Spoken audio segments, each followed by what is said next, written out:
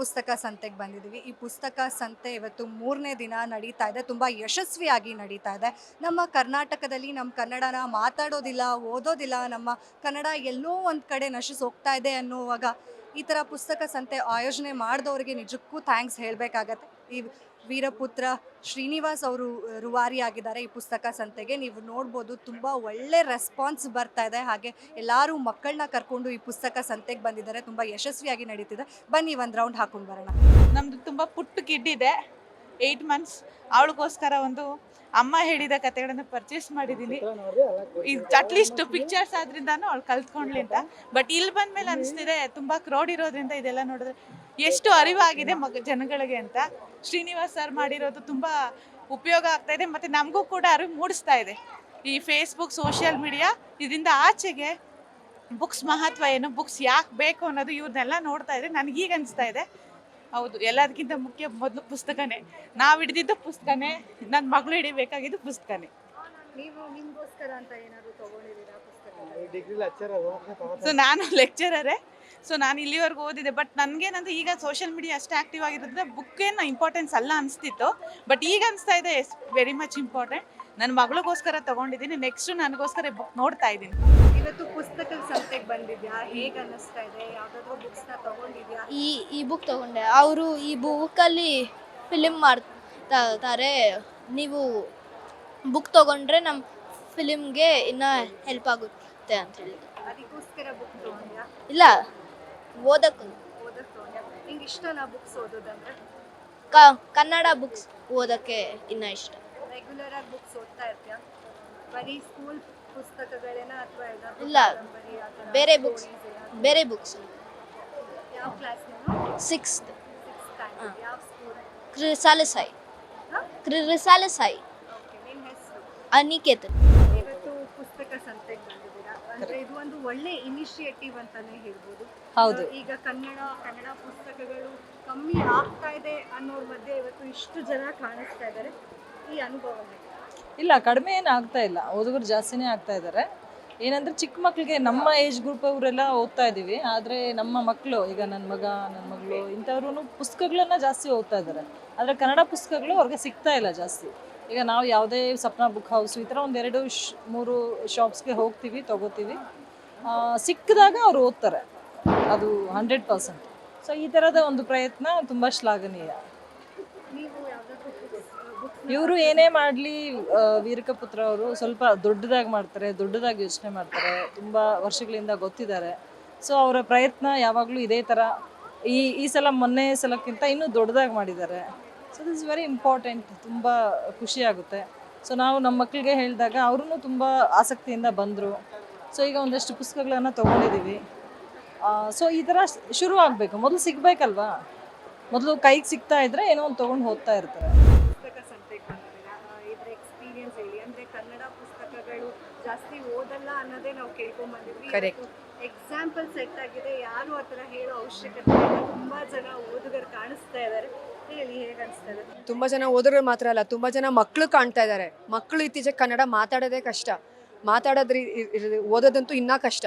ಅದಕ್ಕೆ ಅಟ್ಲೀಸ್ಟ್ ಈ ಥರ ಮಕ್ಕಳು ಬಂದು ನೋಡಿ ಇಷ್ಟೊಂದು ಕನ್ನಡ ಪುಸ್ತಕಗಳಿದೆ, ಈ ಥರ ಜನ ಓದ್ತಾರೆ ಅಂತ ಗೊತ್ತಾದರೆ ಆದರೂ ಅವರು ಕನ್ನಡನ ಇನ್ನೂ ಮುಂದೆ ತರಿಸ್ಕೊಂಡು ಮಾತಾಡಿ, ಬರೀ ಇಂಗ್ಲೀಷ್ ಓದೋದಾಗಲಿ ಮಾಡ್ದೇನೆ ಬೇರೆಯವರು ಕನ್ನಡ ಓದ್ಬೋದು. ಬೇರೆಯವ್ರಿಗೂ ಒಂದು ಪ್ರೋತ್ಸಾಹ ಕೊಡೋ ಥರ ಆಗುತ್ತೆ. ನೀವು ಓದ್ಬೋದು ಕನ್ನಡ ಪುಸ್ತಕಗಳನ್ನ ತೊಗೊಂಡು ಕನ್ನಡ ಆಥರ್ಸ್ನ ಜಾಸ್ತಿ ಪ್ರಮೋಟ್ ಮಾಡೋ ಥರ ಆಗುತ್ತೆ.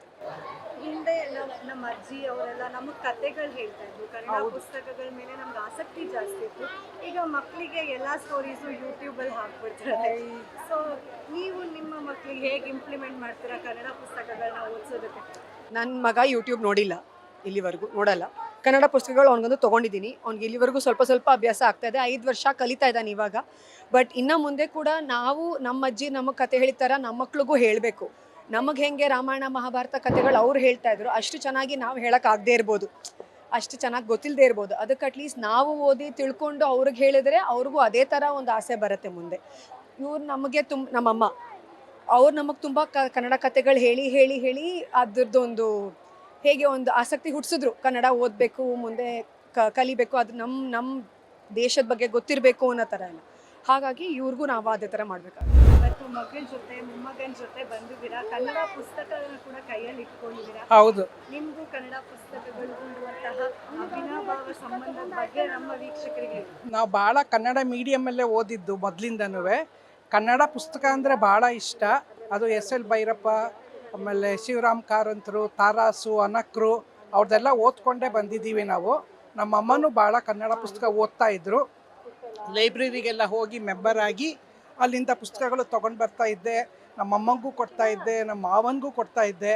ಹಾಗಾಗಿ ಪುಸ್ತಕದಲ್ಲಿ ಓದೋದ್ರಲ್ಲಿ ಭಾಳ ಇಂಟ್ರೆಸ್ಟ್ ಇದೆ. ಈಗ ಪುಸ್ತಕಗಳು ತಗೊಂಡಿದ್ದೀರಾ ನೀವು ಒಂದಷ್ಟು. ಹೌದು. ರಾತ್ರಿ ಮಲ್ಗೋಕ್ಕೂ ಮುಂಚೆ ಒಂದು ಸ್ವಲ್ಪ ಬುಕ್ಸ್ನ ಓದಿ ಮಲ್ಗೋ ಅಭ್ಯಾಸ ಏನಾದರೂ ಇದೆಯಾ? ರಾತ್ರಿ ಓದೋಕ್ಕಿಂತ ಮಧ್ಯಾಹ್ನ ಓದ್ತೀನಿ ನಾನು. ಮಧ್ಯಾಹ್ನ ನಿದ್ದೆ ಮಾಡೋಲ್ಲ, ಪುಸ್ತಕ ಓದ್ತಾ ಕೂತಿರ್ತೀನಿ. ಕೈಯಲ್ಲಿ ಬರೀ ಪುಸ್ತಕ ಹೌದೌದೌದು. ಇಲ್ಲ, ಇದು ತುಂಬ ಹೆಮ್ಮೆ ವಿಷಯ. ಯಾಕಂತ ಹೇಳಿದರೆ ಕನ್ನಡ ಮಾತಾಡಿದರೆ ಏನೋ ಒಂದು ಹಿಂಜರಿಕೆ ಭಾವನೆ ಇರುವಂಥ ಈ ಸಮಯದಲ್ಲಿ ಕನ್ನಡ ಪುಸ್ತಕಗಳನ್ನು ಓದೋರು ಇಷ್ಟು ಜನ ಇದ್ದಾರೆ, ಕನ್ನಡ ಲೇಖಕರು, ಕನ್ನಡ ಸಾಹಿತಿಗಳು ಇಷ್ಟು ಜನ ಇದ್ದಾರೆ. ತುಂಬ ಖುಷಿ ಆಗುತ್ತೆ, ತುಂಬ ಖುಷಿ ಆಗುತ್ತೆ. ಇವಾಗ ಸರ್, ಈ ಹಿಂದೆ ಕುವೆಂಪು ಅವರು, ದಾರಾ ಬೇಂದ್ರೆ, ಶಿವರಾಮ್ ಕಾರಂತರು, ಇವರ ಹೆಸರುಗಳೆಲ್ಲ ಈ ಜನರೇಷನ್ಗೆ ಗೊತ್ತೇ ಇಲ್ಲ. ಇಲ್ಲ, ಗೊತ್ತಿಲ್ಲ. ಫೋಟೋ ತೋರಿಸಿದ್ರೆ ಕುವೆಂಪು ಯಾರು, ಬೇಂದ್ರೆ ಯಾರು ಅನ್ನೋದು ಮಕ್ಕಳು ಗುರುತಿಸ್ತಾ ಇಲ್ಲ. ಇದು ಇದನ್ನ ನಮ್ಮ ಜನ ಹೇಗೆ ಹೇಳ್ಕೊಳ್ಬೇಕು ಮುಂದಿನ ಪೀಳಿಗೆಗಳಿಗೆ ಅಂತ ಅಂದರೆ ಇದರಲ್ಲಿ ಬರೀ ಪೋಷಕರ ಪಾತ್ರ ಮಾತ್ರ ಅಲ್ಲ, ಟೀಚರ್ಸ್ದು ತುಂಬ ಪಾತ್ರ ಇದೆ. ಯಾಕಂತ ಹೇಳಿದರೆ ಯಾವುದೇ ಪಾಠವನ್ನು ಹೇಳೋದಕ್ಕಿಂತ ಮುಂಚೆ ಆ ಲೇಖಕರ ಬಗ್ಗೆ ಆ ಫೋಟೋ ತೋರಿಸಿ ಪರಿಚಯವನ್ನು ಮಾಡಿಸ್ಬೇಕಾಗಿದೆ. ಯಾವುದೇ ಒಂದು ನಾನು ಕೂಡ ಒಬ್ಬ ಟೀಚರು. ಮಕ್ಕಳಿಗೆ ಇವತ್ತು ನೀವು ಹೇಳಿದ ಹಾಗೆ ಕವಿಗಳ ಭಾವಚಿತ್ರಗಳನ್ನು ಗುರ್ಸೋಕೆ ಗೊತ್ತಿಲ್ಲ. ಇಂಥ ಸಮಯದಲ್ಲಿ ಒಳ್ಳೆ ಕನೆಕ್ಷನ್, ತುಂಬ ಖುಷಿಯಾಗುತ್ತೆ ಪುಸ್ತಕಗಳ ಸಂಗ್ರಹ.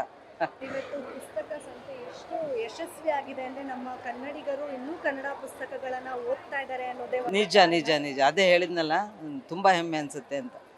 ಇದನ್ನ ಆರ್ಗನೈಸ್ ಮಾಡಿರೋರಿಗೆ ಏನು ಹೇಳ್ತೀವಿ? ಖಂಡಿತ ಖಂಡಿತ. ಇಂತಹ ನವೆಂಬರ್ ತಿಂಗಳಲ್ಲಿ ಕನ್ನಡ ರಾಜ್ಯೋತ್ಸವದ ಈ ಸಂದರ್ಭದಲ್ಲಿ ವರ್ಷ ಇಂಥ ಪುಸ್ತಕ ಮಳಿಗೆಗಳು ಬರಬೇಕು ಅಂತ ನನ್ನ ಅಭಿಪ್ರಾಯ. ಯಶಸ್ವಿ 3ನೇ ದಿನ ಹೇಗೆ ನಡೀತಾ ಇದೆ ನಿಮ್ಮ ವ್ಯಾಪಾರ? ಪುಸ್ತಕಗಳು ಹೇಗೆ ಸೇಲ್ ಆಗ್ತಾ ಇದೆ? ಚೆನ್ನಾಗಿ ಆಗ್ತಾ ಇದೆ ಮೇಡಮ್. ಇದೊಂಥರ ಈಗ ನವಂಬರ್ ಆದ್ದರಿಂದ ಎಲ್ಲ ಕಡೆ ಕನ್ನಡ ಹಬ್ಬ ನಡೀತಾ ಇದೆ. ಇದು ನಿಜಕ್ಕೂ ಒಂಥರ ಕನ್ನಡ ಹಬ್ಬನೇ ಆಗಿದೆ. ಎಲ್ಲ ಕನ್ನಡಿಗರು ಬಂದು ಪುಸ್ತಕ ಕೊಂಡ್ಕೊಂಡು ಹೋಗ್ತಾ ಇದ್ದಾರೆ. ತುಂಬ ಒಂದು 10 ವರ್ಷದ ಹಿಂದಿನ ನೆನಪಾಗ್ತಾ ಇದೆ. ಆವಾಗೆಲ್ಲ ಬೆಂಗಳೂರು ಪುಸ್ತಕೋತ್ಸವ ಅಂತ ತುಂಬ ದೊಡ್ಡ ಮಟ್ಟದಲ್ಲಿ ನಡೀತಾ ಇತ್ತು. ಬೇರೆ ಬೇರೆ ಭಾಷೆಗಳಿಂದ ಬಂದು ಇಲ್ಲಿ ಪುಸ್ತಕ ಮಾರಾಟ ಮಾಡೋದಕ್ಕೆ ಬರೋದು. ಅವಾಗ ಏನಾಗೋದು ಅಂದರೆ ಒಂಥರ ಜಾತ್ರೆ, ಪುಸ್ತಕ ಮಾರೋದಕ್ಕೆ ಅಂತ ಇರ್ತಿದ್ವಿ. ಈಗ ಹಂಗಾಗ್ತಾ ಇಲ್ಲ, ಒಂಥರ ಕನ್ನಡಿಗರೇ ಬಂದು ಕನ್ನಡ ಪುಸ್ತಕಗಳು ಕೊಂಡೋಗ್ತಾ ಇದ್ದಾರೆ. ಈಗ ಒಂದು ಮಾತು, ಮೊಬೈಲ್ ಬಂದು ಎಲ್ಲ ಪುಸ್ತಕ ಓದೋರಿಲ್ಲ ಹಾಗೆ ಹೀಗೆ ಅನ್ನೋದು, ಅದೆಲ್ಲ ಇವತ್ತಿನ ಈ 3 ದಿವಸದ ಜಾತ್ರೆ ಸುಳ್ಳು ಮಾಡಿದೆ. ನಿಜಕ್ಕೂ ಪುಸ್ತಕ ಓದೋರು ತುಂಬ ಬಂದು ಪುಸ್ತಕ ಕೊಂಡೋಗ್ತಾ ಇದ್ದಾರೆ. ಪುಸ್ತಕ ನೋಡಿ ಆಶ್ಚರ್ಯ ಪಡ್ತಾ ಇದ್ದಾರೆ. ಇಷ್ಟೊಂದು ಜನ ಬರ್ತಾ ಇದ್ದಾರೆ ಅಂತ ಜನರೇ ಆಶ್ಚರ್ಯ ಪಟ್ಕೊಳ್ತಾ ಇದ್ದಾರೆ. ನಿಜಕ್ಕೂ ಖುಷಿ ಆಗ್ತಾ ಇದೆ. ನಾನು ಅಬ್ಸರ್ವ್ ಮಾಡಿದ್ದು, ಈಗಿನ ಜನ್ರೇಷನ್ ಮಕ್ಕಳಿಗೆ ಕನ್ನಡ ಪುಸ್ತಕದ ಬಗ್ಗೆನೇ ಗೊತ್ತಿಲ್ಲ, ಅದ್ರ ಬಗ್ಗೆ ಅರಿವೇ ಇಲ್ಲ ಅಂತ ಹೇಳಿರುವಂತಹ ಸಂದರ್ಭಗಳು ಅನೇಕ ಇದಾವೆ. ಇವಾಗ ಪುಸ್ತಕ ಸಂತೆಯಲ್ಲಿ ನೋಡಿದ್ರೆ ಅತಿ ಹೆಚ್ಚು ಮಕ್ಕಳೇ ಕಾಣಿಸ್ತಾ ಇದ್ದಾರೆ. ಹೆಂಗ್ ಅನ್ಸುತ್ತೆ ಸರ್, ಮುಂದಿನ ಪೀಳಿಗೆಗಳಿಗೂ ಕೂಡ ಈ ಪುಸ್ತಕಗಳು ಹೋಗ್ತವೆ, ಅವರು ಓದ್ತಾರೆ, ಇದರ ಇತಿಹಾಸ ಕೂಡ ಅವರು ತಿಳ್ಕೊತಾರೆ ಅಂತ? ಖಂಡಿತ ಇದೆ. ಯಾಕೆಂದರೆ ಈಗ ಏನಾಗ್ತದೆ ಅಂದರೆ ಮಕ್ಕಳಿಗೆ ಶಾಲೆಯಲ್ಲಿ ಮಕ್ಕಳಿಗೆ ಫಸ್ಟು ಇತಿಹಾಸ ಪಾಠ ಮಾಡಿಸ್ಬೇಕು. ಅದು ಈಗ ಏನಾಗ್ತದೆ ಅಂದರೆ ಮೇಷ್ಟ್ರುಗಳಲ್ಲಿ ಅವರೂ ಸಹಿತ ಪುಸ್ತಕ ಓದೋದು ಕಡಿಮೆ ಆಗಿರೋದ್ರಿಂದ ಏನು ಮಾಡ್ತಾರೆ, ಅವರೂ ಗೂಗಲ್ಲು ಅದು ಇದು ಇದನ್ನೇ ಮಾಡ್ತಾ ಇದ್ದಾರೆ. ಹಾಗಾಗಿ ಒಂದು ಸ್ವಲ್ಪ ಈಗಿನ ಜನ್ರೇಷನ್ಗೆಲ್ಲ ನಾವು ಕನ್ನಡ ಪಾಠ ಮಾಡಿ, ಸಾಹಿತ್ಯ ಪಾಠ ಮಾಡದೆ ಹೋದರೆ ಆ ಮಕ್ಕಳಲ್ಲೂ ಈ ಪುಸ್ತಕದ ಜ್ಞಾನ ಬರೋದೇ ಇಲ್ಲ. ಬರೀ ಮೊಬೈಲಲ್ಲಿ ನೋಡಿ ಇದು ಮಾಡೋ ಥರದ್ದೇ ಆಗುತ್ತೆ. ಹಾಗಾಗಿ ನಾವೇನು ಮಾಡ್ತೀವಿ ಅಂದರೆ ಫಸ್ಟು ಮೇಷ್ಟ್ರುಗಳು ಓದಿ, ಮೇಷ್ಟ್ರುಗಳು ಪಾಠ ಮಾಡಬೇಕು. ಈ ಥರ ಪುಸ್ತಕ ಓದಿ. ಹಿಂದೆ ಎಲ್ಲ ಆಗಿತ್ತು, ಶ್ರೀನಿವಾಸ ರಾಜು, ಕಿರಂ ನಾಗರಾಜು ಇವರೆಲ್ಲ ಬರೀ ಸಾಹಿತ್ಯ ಪಾಠ ಮಾಡಿಕೊಂಡೇ ಬಂದರು. ಅವರ ಗರಡಿನಲ್ಲಿ ಬಂದಿರುವಂಥ ಒಂದು ದಂಡೆ ಇದೆ ಈಗ ಇದರಲ್ಲಿ ಸಾಹಿತ್ಯದಲ್ಲಿ. ಹಾಗಾಗಬೇಕು, ಹಾಗಾಗ್ತಾ ಇಲ್ಲ, ಅದು ಕಡಿಮೆ ಆಗ್ತಾ ಇದೆ. ನಿಜಕ್ಕೂ ಅದು ಮುಂದಿನ ದಿನಗಳಲ್ಲಿ ಹೆಚ್ಚಾಗ್ತದೆ ಅಂತ ಭರವಸೆಯಲ್ಲಿದ್ದೀವಿ. ಈಗ ಭರ್ಜರಿ ಸೇಲ್ ಅಂತೂ ಆಗಿದೆ ಪುಸ್ತಕ ಸಂತೆಯಲ್ಲಿ, ಒಳ್ಳೊಳ್ಳೆ ಪುಸ್ತಕಗಳಂತೂ ಹೌದು ಸೇಲ್ ಆಗಿರುತ್ತೆ. ಎಷ್ಟು ಇಂಪಾರ್ಟೆಂಟ್ ಇದೆ ಸರ್ ಪುಸ್ತಕ ಸಂತೆ ನಮ್ಮ ಜನತೆಗೆ? ಖಂಡಿತ ಇಂಪಾರ್ಟೆಂಟ್ ಇದೆ. ಈಗ ನಮಗೆಲ್ಲ ಮಾತಾಡಬೇಕು ಅಂದರೆ ನಮಗೆ ಜ್ಞಾನ ಬೇಕು, ಇದು ಬೇಕು ಅಂದರೆ ಪುಸ್ತಕನೇ ಇಂಪಾರ್ಟೆಂಟು. ಇವತ್ತು ರಾಜಕೀಯದಲ್ಲಿ ಅಷ್ಟು ಭಾಷಣ ಮಾಡ್ತಾರೆ, ಅವ್ರಿಗೆಲ್ಲ ಏನು ಯಾವ ಸ್ಫೂರ್ತಿ? ಪುಸ್ತಕನೇ ಸ್ಫೂರ್ತಿ. ಪುಸ್ತಕ ಇದ್ರೇ ಇದನ್ನೆಲ್ಲ ಮಾಡೋಕ್ಕೆ ಸಾಧ್ಯ. ಮಾಡೋ ಆಗೋದಕ್ಕೆ ಇದೆಲ್ಲ ಪುಸ್ತಕನೇ ಇಂಪಾರ್ಟೆಂಟ್. ಪೀಸ್ ಆಫ್ ಬುಕ್ಸ್ ಇದೆ, ಕನ್ನಡದ್ದೇ ಜಾಸ್ತಿ ಇದೆ, ಇಲ್ಲಿ ಓದೋಕ್ಕೆಲ್ಲ ಚೆನ್ನಾಗಿದೆ. ಕನ್ನಡ ಅಂದರೆ ಇಷ್ಟನಾ? ಹಾಂ ಕನ್ನಡ ಪುಸ್ತಕಗಳು ಓದ್ತೀರಾ? ಹಾಂ ಇಲ್ಲ ಬರೀ ಸ್ಕೂಲಲ್ಲಿ ಕೊಡುವಂತಹ ಕನ್ನಡ ಟೆಕ್ಸ್ಟ್ ಬುಕ್ನ ಮಾತ್ರ ಓದ್ತೀರಾ, ಇಲ್ಲ ಅಂದರೆ ಬೇರೆ ಬೇರೆ ಮಾರಲ್ ಇರುವಂತಹ ಕಥೆಗಳನ್ನೇನಾದರೂ ಓದ್ತೀರಾ? ಬೇರೆ ಬೇರೆ ಮಾರಲ್ ಇರೋ ಕಥೆನೂ ಓದ್ತೀನಿ. ಅಪ್ಪ ಅಮ್ಮ ಅಭ್ಯಾಸ ಮಾಡಿಸಿದಾರಾ? ಹಾಂ ಮಾಡಿಸಿದ್ದಾರೆ. ನಿಮ್ಗೆ ಯಾವ ಲೇಖಕರು ಇಷ್ಟ? ಸುಧಾಮೂರ್ತಿ. ಸುಧಾಮೂರ್ತಿ ಓದಿದ್ದೀರಾ ಪುಸ್ತಕಗಳನ್ನ? ಮುಂದೆ ನೀವು ಕನ್ನಡನ ಬೆಳೆಸ್ತೀರಾ? ಹಾಂ ಖಂಡಿತವಾಗಿ. ಹಾಂ ನಿಮ್ಮ ಹೆಸರು? ಪ್ರಣಯ್. ಸರ್, ನೀವು ಹೇಳಿ ಇವತ್ತು ಕುಟುಂಬ ಸಮೇತ ಬಂದ್ಬಿಟ್ಟಿದ್ದೀರಾ ಪುಸ್ತಕ ಸಂತೆಗೆ. ಹಾಂ, ಇದು ಒಳ್ಳೆಯ ಪ್ರಯತ್ನ ಆ್ಯಕ್ಚುಲಿ ಈ ನವೆಂಬರ್ ತಿಂಗಳಲ್ಲಿ ಇದು. ಯಾಕೆಂದರೆ ಈಗ ಕನ್ನಡ ನಶಿಸ್ತಾ ಇರೋ ಟೈಮಲ್ಲಿ ಈ ಥರ ಒಂದು ಪ್ರಯತ್ನ, ವಿಭಿನ್ನವಾದ ಪ್ರಯತ್ನ ತುಂಬ ಒಳ್ಳೆಯದು. ನಾವು ಅದಕ್ಕೆ ಕನ್ನಡದ ಎಸ್ಪೆಷಲಿ ಬೆಂಗಳೂರಿನಲ್ಲಂತೂ ಕನ್ನಡ ಈಗ ನಶಿಸ್ತಾ ಇರೋ ಟೈಮಲ್ಲಿ ನಾವು ತುಂಬ ಎನ್ಕರೇಜ್ಮೆಂಟು, ಎಲ್ಲರೂ ಸಹ ಕನ್ನಡ ಪುಸ್ತಕವನ್ನು ತಗೊಂಡು ಇದು ಮಾಡಿದಷ್ಟು ಒಳ್ಳೆಯದು. ಲೇಖಕರು ಎಲ್ಲರೂ ಬೆಳಿಬೇಕು ಅದಕ್ಕೆ ಅಂತ, ಅದಕ್ಕಾಗಿ ನಾವು ಬಂದಿದ್ದೇವೆ ಕನ್ನಡ ಬುಕ್ಕನ್ನು ಅದಕ್ಕೆ. ನಿಮ್ಮ ಮಕ್ಕಳು ಕೂಡ ಈಗ ಸಾಕಷ್ಟು ಜನ ಇಂಗ್ಲೀಷ್ ಮೀಡಿಯಮಲ್ಲಿ ಓದ್ತಾ ಇರ್ತಾರಪ್ಪ, ಕನ್ನಡ ಮೀಡಿಯಮಲ್ಲಿ ಹಾಕೋದಿಲ್ಲ. ಇಂಗ್ಲೀಷ್ ಮೀಡಿಯಮಲ್ಲಿ ಓದಿದ್ರೂ ಸಹ ಕನ್ನಡ ಪುಸ್ತಕಗಳ ಅಭ್ಯಾಸ ಅಷ್ಟೇ ಮುಖ್ಯ ಆಗುತ್ತೆ. ಏನು ಹೇಳ್ತೀರಾ? ಹಾಂ, ಯಾಕೆಂದರೆ ಕನ್ನಡ ನಮ್ಮ ಮಾತೃಭಾಷೆ. ಸೊ ಯಾವುದೇ ಎಲ್ಲೇ ಎಷ್ಟೇ ಉನ್ನತ ಸ್ಥಾನಕ್ಕೆ ಹೋದರೂ ಸಹ ನಾವು ನಮ್ಮ ಬೇರನ್ನು ಮರಿಬಾರ್ದು. ಅದಕ್ಕಾಗಿ ನಾವು ಯಾವಾಗಲೂ ಸಹ ನಾವು ಕನ್ನಡ ನ್ಯೂಸ್ ಪೇಪರನ್ನು ತರಬೇಕು. ಇಂಗ್ಲೀಷ್ ಮಕ್ಕಳು ಓದಬೇಕು ಜಾಬ್ ಓರಿಯೆಂಟೆಡ್ ಆಗಿ, ಸ್ಟಿಲ್ ಆದರೂ ಸಹ ಅವರು ಕನ್ನಡವನ್ನು ಯಾವತ್ತಿಗೂ ಮರಿಬಾರ್ದು. ಅದಕ್ಕಾಗಿ ನಾವು ಪ್ರೋತ್ಸಾಹ ಮಾಡ್ತಾನೆ ಇರ್ತೇವೆ ಅದಕ್ಕೆ. ನಿಮ್ಮ ಹೆಸರು? ಪ್ರಸಾದ್ ಹೆಗ್ಡೆ ಅಂತ. ನೀವು ಮಾತಾಡ್ತೀರಾ? ಇಲ್ಲಿಗೆ ಬಂದು ತುಂಬ ಖುಷಿ ಆಯಿತು. ಮಕ್ಳಿಗೆ ಬರೀ ಸ್ಕೂಲ್ ಪುಸ್ತಕ ಅಲ್ಲದೆ ಬೇರೆ ಬೇರೆ ವೆರೈಟಿದ ಕತೆ ಪುಸ್ತಕಗಳ ಬಗ್ಗೆ ಎಲ್ಲ ತಿಳಿಸ್ಕೊಡೋಕ್ಕೆ, ಮತ್ತು ನಮ್ಮ ಕನ್ನಡದಲ್ಲಿ ಇಷ್ಟೆಲ್ಲ ವಿಧವಾದಂಥ ಪುಸ್ತಕಗಳಿದೆ ಅಂತ ಪರಿಚಯ ಮಾಡಿಸ್ಕೊಡೋಕ್ಕೆ ಉಪಯೋಗ ಆಯಿತು. ಈಗ ನಿಮ್ಮ ಮಕ್ಕಳಿಗೆ ನೀವು ಕತೆ ಹೇಳೋದು, ಈ ಹಿಂದೆ ನಮ್ಮ ಅಜ್ಜಿ ತಾತಗಳೆಲ್ಲ ಕೂಡಿಸ್ಕೊಂಡು ನಮಗೆ ರಾಮಾಯಣ ಭಾರತ ಹೇಳ್ತಾ ಇದ್ರು. ಅವರು ಪುಸ್ತಕಗಳನ್ನು ಓದಿ ಅದರ ನಾಲೆಜನ್ನು ನಮಗೆ ಕೊಡ್ತಿದ್ರು. ಈಗ ತಂದೆ ತಾಯಿ ವರ್ಕಿಂಗ್ ಇರೋದ್ರಿಂದ ಫುಲ್ ಡಿಜಿಟಲ್ ಮೀಡಿಯಾ ಕಡೆ ಮುಖ ಮಾಡಿಬಿಟ್ಟಿದ್ದಾರೆ. ನೀವು ನಿಮ್ಮ ಮಕ್ಕಳಿಗೆ ಹೇಗೆ ಪಾಠ ಹೇಳ್ಕೊಡ್ತೀರಾ? ನಾವು ಅವ್ರಿಗೆ ಯಾವಾಗ ಬಿಡುವಿದ್ದಾಗ ರಾಮಾಯಣದ್ದು ನೀತಿಕತೆ ಎಲ್ಲ ಹೇಳ್ತಿರ್ತೀವಿ. ಹಾಗೆ ಇಲ್ಲಿ ಬಂದಿದ್ದಬೇಕಾದ್ರೆ ಕೆಲವೊಂದು ಪುಸ್ತಕಗಳನ್ನು ತೆಗೆದುಕೊಂಡು ಅವ್ರಿಗೆ ಕೊಡೋದ್ರಿಂದ ಅವರು ಯಾವಾಗ ತಮ್ಮ ಸ್ಕೂಲಿಂದ ಬಿಡುವಿನ ವೇಳೆ ಇರುತ್ತಲ್ಲ ಅವಾಗ ಓದ್ಕೊಂಡು ಅದ್ರದ್ದೆಲ್ಲ ಪರಿಚಯ ಮಾಡ್ಕೊಳ್ತಾರೆ, ಅದ್ರ ಬಗ್ಗೆ ತಿಳ್ಕೊಳ್ತಾರೆ. ನಿಮ್ಮ ಹೆಸರು? ಪೂಜಾ. ತುಂಬ ಚೆನ್ನಾಗಿ ಬರ್ತಾ ಇದ್ದಾರೆ. ಇವತ್ತು ಭಾನುವಾರ ಇರೋದ್ರಿಂದ ಮಕ್ಕಳು ಪಾಲಕರು ಬರ್ತಾ ಇದ್ದಾರೆ. ಅದು ನಮ್ಮ ಮುಖ್ಯವಾಗಿ ನಾವು ಪ್ರಾಥಮಿಕ ಶಾಲಾ ಮಕ್ಕಳ ಜೊತೆಗೆ ಕೆಲಸ ಮಾಡ್ತೀವಿ, ಟೀಚರ್ ಜೊತೆ ಕೆಲಸ ಮಾಡ್ತೀವಿ. ಅದರಲ್ಲೂ ಕನ್ನಡ ಮಾಧ್ಯಮದಲ್ಲಿ ಯಾರು ಓದ್ತಾ ಇದ್ದಾರೆ ಅವರಿಗೋಸ್ಕರ ಮಾಡ್ತಾ ಇರ್ತೀವಿ. ಆದರೆ ನಾವು ಇಲ್ಲಿ ಪುಸ್ತಕ ಅನ್ನೋಕ್ಕಿಂತ ನಾವು ಸಂಪನ್ಮೂಲ ಅಂತ ಅಂತೀವಿ. ಸೊ ಮಕ್ಕಳು ಬಂದು ಕತೆ ಬುಕ್ಸ್ ತಗೊತಾ ಇದ್ದಾರೆ, ಖುಷಿ ಪಡ್ತಾ ಇದ್ದಾರೆ, ಪಾಲಕರು ಖುಷಿ ಪಡ್ತಾ ಇದ್ದಾರೆ. ಇಲ್ಲಿ ಹೆಚ್ಚಾಗಿ ನಮಗೆ ಗಮನಿಸಿದ್ದು ಪಾಲಕರು ಬರ್ತಾ ಇದ್ದಾರೆ, ಅಜ್ಜ ಅಜ್ಜಿ ಬರ್ತಾ ಇದ್ದಾರೆ, ಮೊಮ್ಮಕ್ಕಳಿಗೋಸ್ಕರ ಕತೆ ಬುಕ್ಸ್ ತಂದು ಹೋಗ್ತಿದ್ರಲ್ಲ, ಅದು ತುಂಬ ಖುಷಿ ಆಗ್ತಾ ಇದೆ. ಅಂದರೆ 3 ದಿನ ನಡೆಯೋದು ಪುಸ್ತಕ ಸಂತೆ, ಇವತ್ತು 3ನೇ ದಿನ. ಹೇಗಾಗಿದೆ ಸೇಲ್? ಸಖತ್ತಾಗಿದೆ. ನಮಗಂತೂ ತುಷ್ಟಿಗುಣ ಅಂತೀವಲ್ಲ ಮುಟ್ಟಿದ್ವಿ, ಅಂದರೆ ತೃಪ್ತಿ ಇದೆ. ಅದರಿಂದ ನಾವು ಇಲ್ಲಿ ಲಾಭಕ್ಕಿಂತ ನಮ್ಮ ಮಕ್ಕಳು ತಲುಪಲಿ ಅಂತ ಆ ಉದ್ದೇಶಕ್ಕೆ ಇಟ್ಟಿರ್ತೀವಿ. ಅದರಿಂದ ಅದು ತಲುಪಿದೆ, ಖುಷಿ ಆಯಿತು. ಈ ಬುಕ್ಸ್ ಮಾರಾಟಗಳೇ ಅಂದರೆ ಈಗ ಪೀಳಿಗೆಗಳಿಗೆ ಸಿಗಬೇಕಾಗಿರುವಂತಹ ಬುಕ್ಗಳನ್ನ ನೀವು ಒದಗಿಸ್ಕೊಡ್ತಾ ಇದ್ದೀರಾ. ಆ್ಯಕ್ಚುಲಿ ನಿಮಗೂ ಕೂಡ ನಾವು ಹ್ಯಾಟ್ಸ್ ಆಫ್ ಹೇಳಬೇಕು. ಅಂದರೆ ಯಾವ ಇನೋವೇಟಿವ್ ಐಡಿಯಾಸಿಂದ ಮಕ್ಕಳು ಕನ್ನಡ ಪುಸ್ತಕಗಳನ್ನು ಓದಬೇಕು? ಓಕೆ, ಇಲ್ಲಿ ನಾವು ಪ್ರಧಾನವಾಗಿ ಕತೆಗಳು ಇಟ್ಕೊಂಡು ಕೆಲಸ ಮಾಡ್ತಾ ಇದ್ವಿ. ಆದ್ದರಿಂದ ಮಕ್ಕಳಿಗೆ ಕತೆಗಳು ಅಂದರೆ ತುಂಬ ಇಷ್ಟ. ಆದ್ದರಿಂದ ನಾವು ಚಿಕ್ಕ ಮಕ್ಕಳಿಂದ ಹಿಡಿದು 8-9ವರೆಗೂ ನಾವು ಕತೆಗಳು ಇಟ್ಕೊಂಡು ಬೇರೆ ಬೇರೆ ರೂಪಿಸಿರ್ತೀವಿ ಕತೆಗಳಾಗಿ. ಅವು ಆ ಬೇರೆ ಬೇರೆ ಮಾದರಿಯಾಗಿರ್ತವೆ. ಅವು ಕತೆ ಇರೋದ್ರಿಂದ ಮಕ್ಕಳಿಗೆ ಸಹಜವಾಗಿ ಇಷ್ಟ ಆಗುತ್ತೆ. ಆಮೇಲೆ ಸಹಜವಾಗಿ ನಿರಂತರವಾಗಿ ಸ್ವಲ್ಪ ಮೊಬೈಲಿಂದ ಹೊರಗೆ ಬಂದು ಕತೆಗಳು ಓದಲಿಕ್ಕೆ, ಆಮೇಲೆ ಮಕ್ಕಳಿಗೆ ಸ್ವಲ್ಪ ಓದುವ ಅಭಿರುಚಿ ಹೆಚ್ಚಾಗುತ್ತೆ. ಇದರಿಂದ ಪಾಲಕರಿಗೆ ಅದು ಇಷ್ಟ ಆಯಿತು.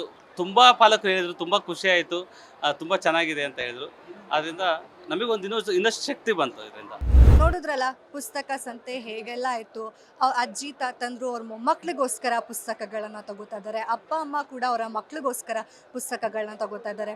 ನಿಜಕ್ಕೂ ನಮ್ಮ ಕರ್ನಾಟಕದಲ್ಲಿ ಕನ್ನಡ ಪುಸ್ತಕಗಳನ್ನು ಓದುಗಾರರು ಇಲ್ಲ ಅನ್ನೋರಿಗೆ ಇದು ಬೆಸ್ಟ್ ಎಕ್ಸಾಂಪಲ್. ಇಲ್ಲಿ ನೋಡ್ಬೋದು ಸಾಕಷ್ಟು ಜನ ಕನ್ನಡ ಪ್ರೇಮಿಗಳಿದ್ದಾರೆ, ಹಾಗೆ ಕನ್ನಡ ಪುಸ್ತಕಗಳನ್ನು ಕೊಂಡ್ಕೊಳ್ತಾ ಇದ್ದಾರೆ ಅವರ ಮಕ್ಕಳಿಗೆ, ಅವರ ಮೊಮ್ಮಕ್ಕಳಿಗೆ, ಅವ್ರಿಗೋಸ್ಕರ ಕೂಡ.